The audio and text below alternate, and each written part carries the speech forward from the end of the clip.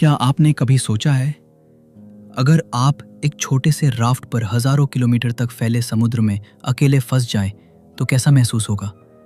चारों तरफ सिर्फ पानी, न कोई इंसान, न जमीन।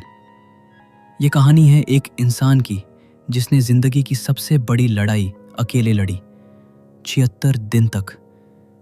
ये कहानी है स्टीवन कैलाहन की, जो अटलांटिक महासागर में एक छोटे से लाइफ राफ्ट पर फंसा रहा और जिंदा बाहर निकला।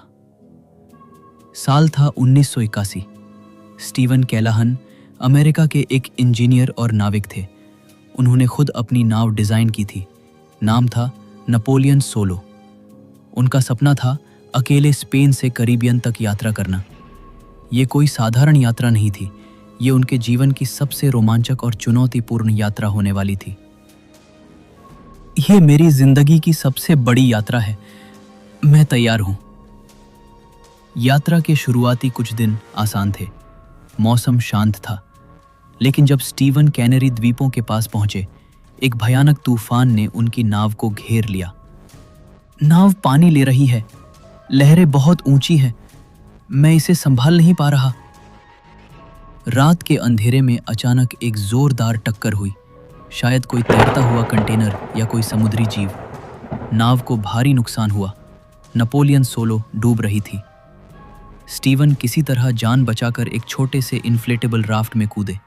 साथ में कुछ जरूरी सामान, थोड़ी सी खाने की चीजें, एक हार्पून, एक किताब और सोलार स्टिल, जिससे समुद्र के पानी को पीने लायक बनाया जा सके। उनके पास एक इमरजेंसी रेडियो भी था, लेकिन वो सैटेलाइट सिस्टम से जुड़ा नहीं था। अब स्टीवन एक 6 फुट के राफ्ट में थे और चारों तरफ फैला हुआ हजारों किलोमीटर का समुद्र। शुरुआती कुछ दिनों में स्टीवन के पास थोड़ा सा खाना और पीने का पानी था, लेकिन फिर असली संघर्ष शुरू हुआ। पानी खत्म हो रहा है, गला सूख रहा है, हर वक्त लगता है कोई नीचे है। वो शार्क से घिरे रहते। एक बार एक शार्क ने उनके राफ्ट को इतनी जोर से टक्कर मारी कि वो गिरते गिरते बचे। खाने के लिए वो मछलियां पकड़ते, जैसे माही माही और उड़ने वाली फिश। कभी कभी मछलियां खुद राफ्ट में कूद जाती, जैसे कुदरत भी उनकी मदद कर रही हो। जैसे जैसे दिन बीतते गए, स्टीवन के शरीर से ज्यादा उनका मन टूटने लगा। अकेलापन, सन्नाटा और जिंदगी का ना कोई भरोसा। अब मुझे खुद की आवाज भी अजीब लगती है। कभी कभी मैं तारों से बातें करता हूं। मरने से डर नहीं लगता, भुला दिए जाने से लगता है। कई बार उन्हें भ्रम हुआ कि कोई उनके पास है। वो हेलुसिनेशन का शिकार हो गए थे। लेकिन स्टीवन ने हार नहीं मानी। उन्होंने एक रूटीन बनाया। सुबह मछली पकड़ना, सोलर स्टिल से पानी जमा करना, खुद को सूरज से बचाना, जर्नल में हर दिन का हाल लिखना। हर ढलता सूरज मुझे बचाव के एक दिन करीब ले जाता है। उन्होंने अपने शरीर पर लिखा, डोंट गिव अप। हर दिन को एक युद्ध की तरह जीते। और फिर आया दिन।